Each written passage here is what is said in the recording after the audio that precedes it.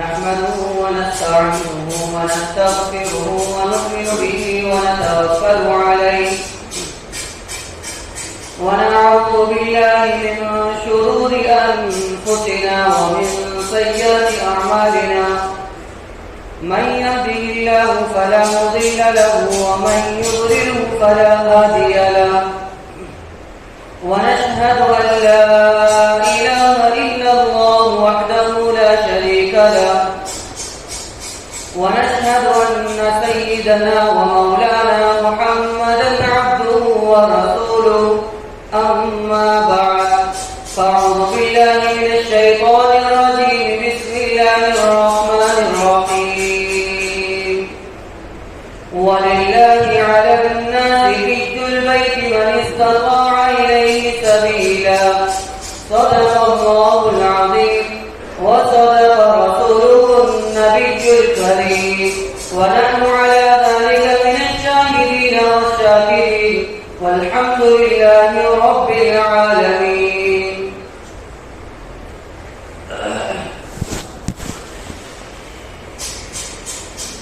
میرے محترم بزرگوں اور عزیزوں، گزشتہ ہفتے آپ کے سامنے نکاح کے موضوع پر آپ سے گفتگو ہوئی تھی. نکاح کی فضیلت اور اس کے نقصانات آپ کے سامنے بتلائے گئے تھے، اور آج کا موضوع جو ہے وہ بھی گزشتہ ہفتے کی طرح یہ بھی موضوع جو ہے بہت ہی اہم موضوع ہے. حالانکہ اس موضوع پر جو گفتگو ہوتی ہے وہ عید الفطر کی بات ہوتی ہے، لیکن حالات کے اعتبار سے اور تقاضا جو کہہ رہا ہے وہ یہی ہے کہ اس وقت اس پر گفتگو ہونی چاہیے. کیوں؟ اس لیے کہ جیسا کہ آپ جانتے ہیں کہ اسلام کے ارکان 5 ہیں. کتنے؟ 5 ارکان ہیں. ان 5 ارکانوں میں سے سب سے آخری رکن جو ہے وہ بہت ہی اہم کا حامل ہے، لیکن یہ جو اہم رکن ہے اس کے اوپر توجہ تب جاتی ہے لوگوں کی جب انسان بوڑھا ہو چکا ہوتا ہے یا اپنی جسم کی توانائی کو ختم کر چکا ہوتا ہے. تب جا کر کے کہیں وہ سوچتا ہے کہ اب مجھے یہ کام، یہ عمل، یہ عبادت کر لینی چاہیے. حالانکہ یہ عبادت جو ہے جوانی کی عبادت بتلائی جاتی ہے کہ جوانی کے اندر کوئی بندہ عبادت کو کرتا ہے تب اللہ رب العزت اس سے بے حد خوش ہوتے ہیں. سب سے پہلا رکن ہے کلمہ طیبہ، دوسرا رکن ہے نماز، تیسرا ہے روزہ ہے، اور چوتھا رکن حج. تو اس میں سے جو 5 رکن ہیں، نمبر 1 کلمہ طیبہ، نمبر 2 نماز، نمبر 3 روزہ، اور نمبر 4 زکات، اور نمبر 5 رکن جو آتا ہے وہ حج کا آتا ہے. 5 رکن حج ہے، اور اسی حج کے متعلق میں آپ کے سامنے گفتگو کر رہا ہوں. اور اس پر گفتگو کرنے کی وجہ جو یہ ہوئی، وجہ یہ ہے کہ بات یہ چل رہی ہے کہ جو وہاں سے جو درخواستیں جمع کرنے کا ہوتا ہے وہ جو ایک کوٹا ہوتا ہے گویا کہ وہ کوٹا پورا نہیں ہو پایا. مثال کے طور پر 2000 کا کوٹا ہے تو ابھی بھی وہ 2000 کا کوٹا پورا نہیں ہو پایا. کیوں نہیں ہو پایا ہے؟ کہ مسلمانوں کے اندر غفلتیں بڑھ چکی ہیں. پیسہ جیب میں ہے لیکن جانے کو تیار نہیں کہ پہلے بیٹے کی شادی کریں گے پھر اس کے بعد بیٹیوں کی شادی کریں گے، یا بیٹی بڑی ہے تو بیٹی کی شادی کریں گے، پھر اس کے بعد ہم لوگ حج کرنے کو جائیں گے۔ کب جائیں گے؟ جبکہ جسم کی توانائی ہماری ختم ہو چکی ہوگی۔ دوستوں بتلاتا چلو آپ کو کہ عبادتیں دو طریقے سے ہوتی ہیں۔ نمبر ایک جانی عبادتیں جو جسم خرچ ہوتا ہے جس کے اندر، اور ایک ہوتا ہے مالی عبادت۔ لیکن حج کے اندر ہر چیز اس کی پلٹ ہے، برعکس ہے اس کے۔ نماز پڑھتے ہیں تو جسم کی توانائی خرچ ہوتی ہے، جسم اس میں لگتا ہے، ہاتھ کے آدھا لیتے ہیں، پیر لیتا ہے ہمارا، اس کے لیے صرف جسم کام کرتا ہے۔ زکوٰۃ ادا کرتے ہیں تو صرف مال خرچ ہوتا ہے۔ لیکن جب آدمی حج کرنے جاتا ہے تو حج کے اندر دونوں چیزیں خرچ ہوتی ہیں، جسم کو بھی لگانا ہوتا ہے اور مال بھی خرچ کرنا ہوتا ہے۔ اگر مال نہیں ہے تو آپ حج کرنے کو نہیں جا سکتے، اور مال بھی اتنا ہونا چاہیے جو جس کا مطلب نام رکھ آدمی خرچ برداشت کر سکے، راستے کے تمام اخراجات کو اٹھا کر کے وہاں تک پہنچ سکے۔ اگر اتنا خرچہ اس کے پاس ہے تو اس پر حج فرض ہو جاتا ہے۔ اور جو ابھی میں نے معلوم کیا ہے وہ تقریباً 3.25 لاکھ بتایا جاتا ہے، 3 لاکھ 4 لاکھ تقریباً ہو جاتا ہے۔ اور جو کام کرنے والے ہیں الحمدللہ ایسے مسلمان موجود ہیں جن کے پاس 4-5 لاکھ روپے ہمیشہ رہتے ہی اللہ نے نوازا ہے، لیکن وہ اس کو کم سمجھتے ہیں۔ اللہ رب العزت قرآن مقدس میں ارشاد فرماتے ہیں وَلِلَّهِ عَلَى النَّاسِ حِجُّ الْبَيْتِ مَنِ اسْتَطَاعَ إِلَيْهِ سَبِيلًا وَمَنْ كَفَرَ فَإِنَّ اللَّهَ غَنِيٌّ عَنِ الْعَالَمِينَ۔ حج تو صرف اور صرف اللہ کے لیے ہے۔ کس کے لیے؟ اللہ کے لیے۔ کیوں فرمایا گیا؟ اس لیے فرمایا گیا کہ اللہ کے لیے ہے کہ نماز آدمی پڑھتا ہے یہ اللہ کی عبادت ہے، روزہ رکھتا ہے یہ بھی اللہ کی عبادت ہے، لیکن نماز پڑھتا ہے تو گویا سبھی نماز پڑھتے ہیں۔ حج تو روزہ رکھتا ہے آدمی تو روزہ سبھی رکھتے ہیں، تو اس میں کوئی تکبر اور دل کے اندر کوئی سی بڑائی پیدا نہیں ہوگی۔ زکوٰۃ آدمی بہت سے لوگ دیتے ہیں، لیکن ایک حج ہے جس کو اللہ توفیق دیتا ہے وہی جاتا ہے۔ تو اس کے اندر انسان کے دل کے اندر کبر نہ پیدا ہو جائے، اس لیے اللہ رب العزت نے فرمایا وَلِلَّهِ عَلَى النَّاسِ، وَلِلَّهِ، اور اللہ کے لیے لوگوں پر حج کرنا۔ کس کے لیے؟ اللہ کے لیے۔ اسی طرح جب آدمی حج کرنے کے لیے نکلتا ہے یا حج کرنے جاتا ہے تو رشتے دار دعوتیں کرتے ہیں۔ کیا کرتے ہیں؟ دعوتیں ہوتی ہیں۔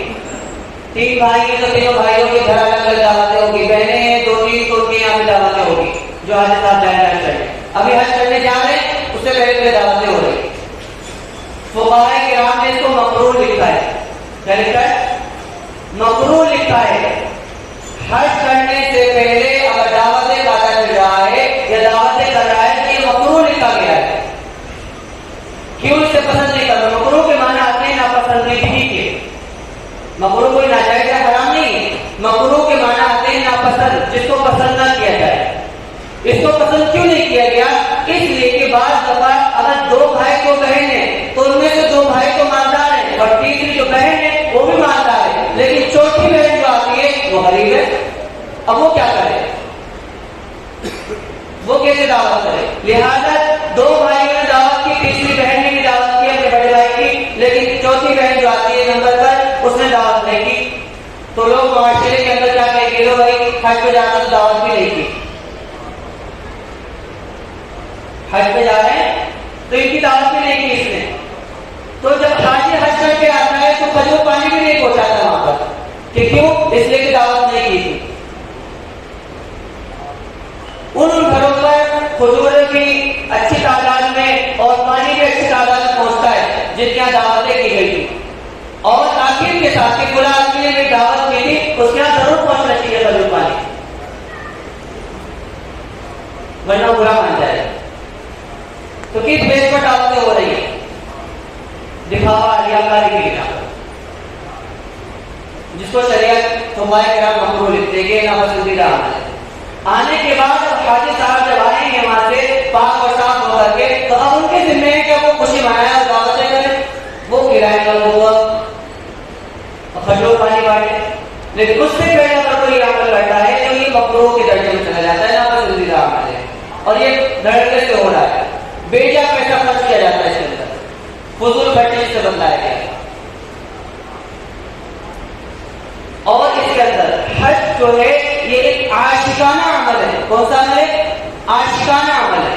جب کوئی کسی سے عشق کرتا ہے، محبت کرتا ہے، تو اس کے ہر طرف دیوار سے محبت کرنے لگتا ہے، ہر طرف دیوار سے محبت کرنے لگتا ہے. یہاں تک لکھا ہے کتابوں کے اندر کہ جب بندے کو کعبے سے جتنی زیادہ اور اللہ رب العزت سے محبت ہوتی ہے تو کعبے کے اندر اللہ رب العزت نے ایسی مغناطیسی رکھی ہے، ایسی کشش رکھی ہے کہ وہ اپنی طرف کھینچتا ہے اور بلاتا ہے. جب وہ بلاتا ہے تو پھر بندے کے اسباب اللہ رب العزت خود بخود بنا دیتے ہیں اور وہ وہاں جانے کے لیے راضی ہو جاتا ہے. اور یہ تب ہوتا ہے جب بندے کے دل کے اندر تڑپ پیدا ہوتی ہے، جب بندے کے دل کے اندر تڑپ پیدا ہوتی ہے تب ہوتا ہے. دنیا میں یہاں پر رہتے ہوئے اپنے مقام پر آدمی سلے ہوئے کپڑے پہنتا ہے، عطر لگاتا ہے، خوشبو لگاتا ہے، ٹائی اگر پہنتا ہے ٹائی باندھتا ہے، جینس پینٹ پہنتا ہے، اچھے سے گھومتا ہے. لیکن وہاں یہ سب عمل بیکار ہو جاتا ہے. جب آدمی احرام باندھتا ہے، احرام کے معنی آتے ہیں حرام کرنے کے. احرام کے معنی وہ نہیں چالے لپیٹنے کے، احرام کے معنی آتے ہیں حرام کرنے کے. کچھ چیزوں کو اپنے اوپر جو جائز تھی ان کو حرام کر لیا جاتا ہے. مثال کے طور پر خوشبو کا لگانا جائز تھا، لیکن جب احرام باندھا، جب کہا اس نے لبیک اللہم لبیک، تب اس کے اوپر یہ چیزیں حرام ہو گئی. اب عطر نہیں لگا سکتا، سلے ہوئے کپڑے نہیں پہن سکتا، بیوی کے ساتھ جمع کرنا جائز تھا لیکن اب وہ صحبت نہیں کر سکتا. کیوں؟ اس لیے احرام باندھ گیا. اور ابھی تو بہت بڑی آسانی ہو گئی ہے کہ آدمی جب جاتا ہے تو ایئرپورٹ پر، ہندوستان میں تو ایئرپورٹ پر احرام باندھتے ہیں، کیونکہ جب ہوائی جہاز کروز کرتا ہے تو وہ حدود حرم سے نکلتا ہے، کہیں اس کے اوپر کفارہ واجب نہ ہو جائے، اس لیے پہلے سے ہی باندھ لیتا ہے. بہت سے لوگ نہیں باندھتے، وہ فلائٹ کے اندر ہی باندھتے ہیں، اندر ہی ان کو باندھنے کی اناؤنسمنٹ دے دی جاتی ہے کہ اب ہم جدے سے ابھی جو بھی کوئی مقام وہاں پر گزرنے والے ہیں، آپ لوگ اپنے اپنے احرام باندھ لیجیے. انہوں نے نہیں باندھا ہے تو وہ لوگ احرام باندھ لیتے ہیں تاکہ ان کے اوپر ڈر لازمی نہ آ جائے. تو جب آدمی احرام باندھ لیتا ہے تو تمام چیزیں حرام ہو جاتی ہیں. تو یہ مطلب ہے کہ سفر اب بہت آسان ہو چکا ہے، آدمی پھٹ دلی پہنچ جاتا ہے. لیکن پہلے مہینوں کا سفر ہوتا تھا اور اپنے مقام سے ہی لوگ احرام باندھ کر نکل جایا کرتے تھے. اب احرام کی حالت میں نہا تو سکتا ہے لیکن صابن نہیں لگا سکتا، کئی جسم کے بال نہ ٹوٹ جائے کہ احتیاطی کے ساتھ نہاتا رہے. تو بعض روایتوں کے اندر لکھا ہے کہ صحابہ کے سروں کے اندر نہ نہانے کی وجہ سے جوئیں پڑ جایا کرتی تھی. کیا پڑ جایا کرتی تھی؟ جوئیں. اور جوؤں کو مارنا بھی جائز نہیں ہو اس وقت. آپ جو کو بھی نہیں مار سکتے، کوئی گر بھی رہی ہے نا تب بھی آپ مار نہیں سکتے، اٹھا سکتے تو بالوں میں ڈال دے یا پھر پھینک دے، مار نہیں سکتے. وہاں کی حرم کی گھاس کو بھی نہیں کاٹ سکتے آپ. حرم کے اندر حدود حرم جو ہے وہاں اگر تو گھاس بھی لگی ہوئی ہے تو احرام کی حالت میں آپ گھاس کو بھی نہیں کاٹ سکتے. چل جائے کسی جانور کو مارنا اور توڑ پھوڑ مچانا. اسی لیے کہا گیا ہے کہ فلا رفث ولا فسوق ولا جدال فی الحج. حج کے اندر کوئی جدال نہیں، کوئی فسوق نہیں، کچھ بھی نہیں. کوئی تکلیف بھی آپ اگر پہنچے گی تو آپ ہر تکلیف کو برداشت کریں گے، آپ ہر تکلیف کو برداشت کریں وہاں پر. اور بتانے کا مقصد میرا یہ ہے کہ وہاں پر ہر چیز الٹی ہو رہی ہے. حرم کے اندر نماز کا پڑھنا بتاتا ہوں میں. حرم کے اندر جو شخص نماز پڑھتا ہے 1,00,000 نمازوں کا ثواب ملتا ہے. کتنا؟ 1,00,000 نمازوں کا ثواب ملتا ہے. لیکن جب حج کے ایام شروع ہوتے ہیں تو حکم یہ ہوتا ہے کہ اب آپ یہاں سے نکل کر کے مینا تشریف لے جائیں. کہاں لے جائیں؟ مینا قریب میں ہی مکے سے، وہاں تشریف لے جائیں اور قیام وہاں کریں. اب جا کر کے قیام آپ کو وہاں کرنا ہے. اب یہاں مسجد حرام میں ٹھہرنے کی بالکل بھی اجازت نہیں کی حاجی کو. اب بتائیے کہ آپ نے اس کا گوارا کر کے نہیں یہاں رہ کر کے 1,00,000 نمازوں کا ہمیں ثواب مل رہا ہے اور مینا میں جا کر کے ہمیں یہ ثواب نہیں مل پائے گا. لیکن یہ حکم کس کا ہے؟ اللہ رب العزت کا، کہ بس اب یہاں سے نکل جائیں گے اور 5 نمازیں بنا جب آدمی وہاں 5 نمازیں پڑھتا ہے تو اب وہاں سے بھی کہا جاتا ہے کہ اب وہاں سے بھی نکل جائیے آپ، اب مینا کو بھی چھوڑ دو، اب کہاں جانا ہے؟ عرفات کے اندر چٹل میدان، بالکل سفا چٹ، کچھ بھی نہیں، صرف پہاڑ ہی پہاڑ چاروں طرف، اس تپتی ہوئی دھوپ کے اندر جا کر کھڑے ہو جائیں گے اور وہاں کیا کرنا ہے؟ وہاں آپ کو ظہر کی نماز اور عصر کی نماز دونوں ایک ساتھ پڑھنی ہے۔ ابھی پڑھ سکتا ہے تو نہیں پڑھ سکتا ہے، ظہر کے وقت میں ظہر کی نماز پڑھے گا، عصر کے وقت میں عصر کی نماز پڑھے گا، لیکن وہاں کیا حکم ہو رہا ہے کہ ظہر اور عصر دونوں نمازیں ظہر کے وقت میں پڑھنی ہے۔ کب؟ ظہر کے وقت میں، یہ اللہ کا حکم ہے۔ ظہر کے وقت میں امام صاحب اگر ہیں، امام صاحب نماز پڑھائیں گے، اور اگر اپنے لیٹ ہو چکا ہے تو اپنے خیمے کے اندر پڑھے گا، دونوں نمازیں ایک ساتھ پڑھیں۔ دونوں نمازیں پڑھنے کے بعد اب جب خالی وقت مل گیا ہے، عصر کو ظہر کے بعد سے لے کر کے مغرب تک کا وقت، کیا عصر تو ختم ہو گئی، عصر تو ہو چکی ہے، پورا وقت جو ملا ہے اب دعاؤں کے اندر لگا دو، جتنی دعائیں کر سکتے ہو خوب مانگو، یہاں دعائیں قبول ہوتی ہیں اور اللہ رب العزت یہی حج کا سب سے اچھا موقع ہوتا ہے۔ اگر کسی نے عرفات کا دن چھوڑ دیا، اس نے عرفات وقوف عرفہ نہیں کیا تو اس کا حج نہیں ہوتا ہے۔ جو حاجی یہاں سے حج کرنے کے لیے جاتے ہیں، دوسرے ممالک سے آتے ہیں، اگر وہ بیمار ہو جاتے ہیں، جانے پر ہوتے نہیں بہت سے بیمار ہو جاتے ہیں یا بے ہوش ہو جاتے ہیں، تو ان کو ایمبولینس کے اندر بٹھا کر کے یا جیسے بھی ہو سکتا ہے وہ وقوف عرفہ کرایا جاتا ہے تاکہ ان کا وقوف عرفہ ہو جائے۔ باقی اگر صحت مند رہے تو آگے ان کے تمام کام کو کروا دیا جائے گا، اور اگر نہیں رہے تو ان کا حج ہو جائے گا، کیونکہ وقوف عرفہ فرض ہے۔ تو ایک عاشقانہ عمل ہے، اس کو بتانے کا مقصد ہے حاجی عرفات کے اندر کھڑا ہو کر کے تپتی دھوپ کے اندر اللہ سے خوب دعائیں مانگتا ہے، رو رو کر دعائیں مانگتا ہے، کسی کو کوئی پڑے نہیں لیتی وہاں پر، 2 چادروں کے اندر ملبوس ہے، اور 2 چادروں کا مقصد بھی بتایا گیا کہ یہ قبر کی آپ کو تازہ کرتا ہے، کہ جس طرح جسم کے اوپر لوگ یہ لباس لپٹے ہوئے ہیں، اسی طرح بغیر سلے لباس کے اندر قبر کے اندر دفنایا بھی جائے گا، یہ یاد تازہ کرتے ہیں۔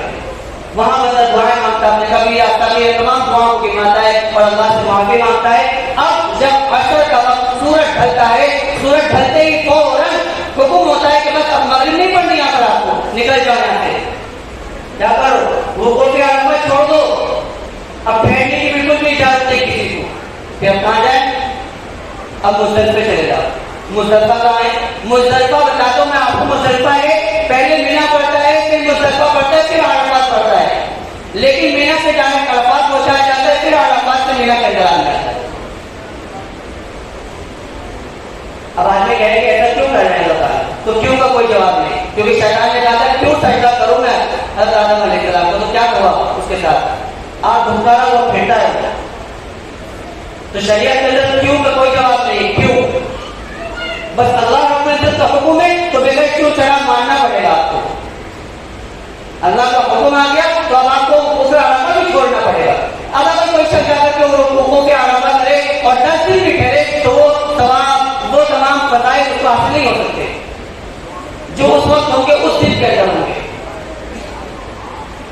وقوف عرفہ سے نکل کر کے اب وہ آتا ہے مینا کے اندر، مگر اس کے بعد راستے میں نہیں پڑھنی، قضا ہو جائے کوئی حرج نہیں، مغرب کی نماز راستے میں نہیں پڑھنی ہے، آپ کو وقوف عرفہ سے سیدھا ڈائریکٹ مزدلفہ کے اندر آنا ہے۔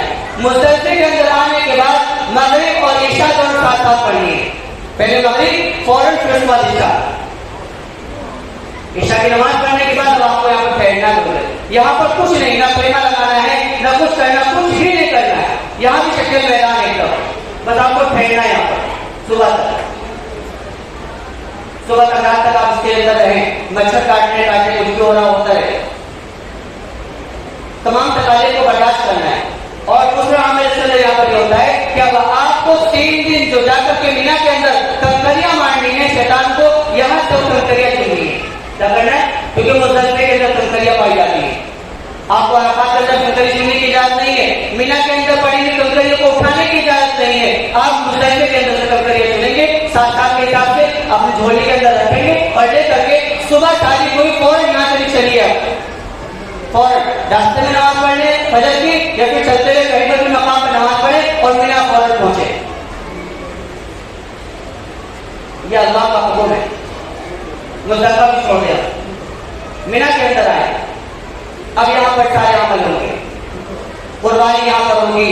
اس کے بعد حلق کرایا جائے گا سر کا، تو وہاں پہ زیارت ہوگا، وہ وہاں پہ ودا ہوگا، تمام چیزیں ہوتی ہیں. اس کے بعد تو وہاں پہ ودا کرنے کے بعد پھر دوبارہ آدمی مینا کے اندر آتا ہے. 2 دن پھر ٹھہرتا ہوں پڑی، 2 دن کنکریاں مارنے کا، پہلے دن تو ماری تھی، پھر 2 دن اور مارنا ہے.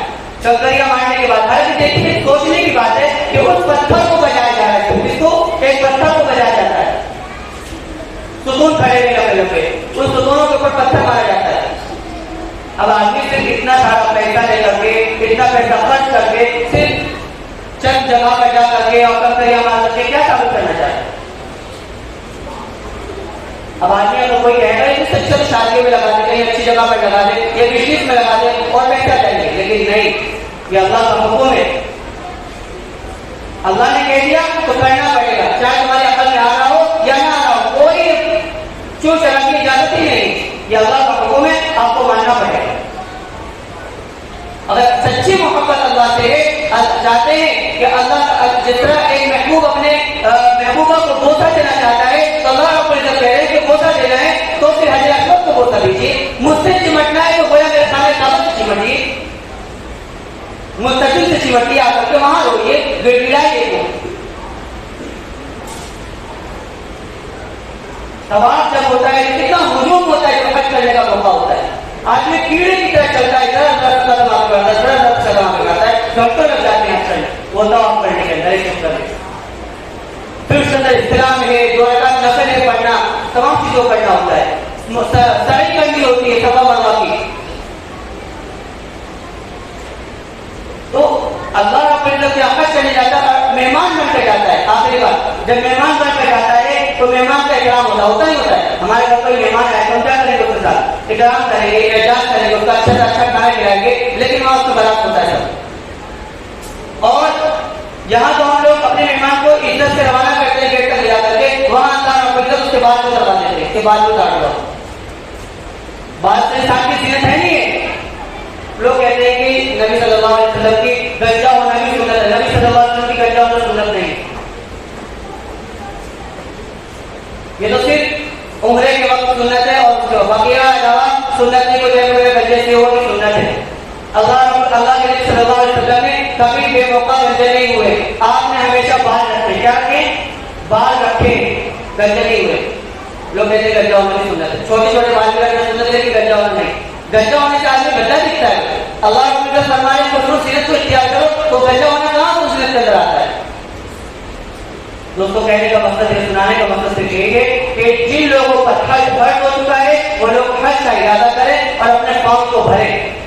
ابھی 31 دسمبر تھا، پھر 15 جنوری کر دیا گیا، ٹائم کو بڑھا دیا گیا ہے. اب سننے میں یہ بھی آ رہا ہے سچ ہے کہ نہیں کہ آگے بھی تاریخ بڑھ چکی ہے، تاریخ بڑھ چکی ہے. تو اس کو جو جن لوگوں پر حج فرض ہو چکا ہے انہیں بتلائیں، سمجھائیں. آخری بات اس کے اندر یہ کہ اللہ کے نبی صلی اللہ علیہ وسلم کی سب قواعد ہے کہ جو شخص حج فرض ہونے کے بعد حج نہیں کرتا ہے وہ یہودی ہو کر مرے یا نصارا ہو کر مرے، مجھے کوئی فرق نہیں پڑتا ہے، مجھے کوئی فرق نہیں پڑتا کیسے مرے. حالانکہ جب بڑھاپے میں لوگ حج کرتے ہیں تو اس کا کتنا کوئی فائدہ نہیں، لیکن جوانی میں اگر حج کر لیتا ہے انسان تو اس سے برکتیں اپنے آنکھوں کے سامنے دیکھتا ہے. کیونکہ بڑھاپے میں تو کر لیا، آپ کو قبر میں تو پیر لٹکے ہوئی ہے، اب تو جانا کہاں سے برکتیں دیکھ پائے گا. لیکن اللہ رب العزت کا وعدہ ہے کہ جو شخص حج کر لیتا ہے، حج کرنے کے بعد جب واپسی آتا ہے تو کبھی بھی فقر اور فاقے سے اس کی زندگی نہیں گزرے گی. ہمیشہ اللہ رب العزت اسے مال سے نوازے گا، ہر وقت وہ شخص غنی رہے گا. کبھی بھی وہ سوئے اٹھے گا تو وہ بھوکے پیٹ، لیکن کبھی اللہ رب العزت ایسے حاجی کو یا عمرہ کرنے والے کو کبھی بھی بھوکے پیٹ نہیں سلائے گا. یہ اللہ کا وعدہ اس شخص کے لیے جو حج یا عمرہ کر لیتا ہے. اللہ رب العزت محنت سننے سے زیادہ عمل کرنے کی توفیق عطا فرمائے. باقی دعویٰ الحمدللہ.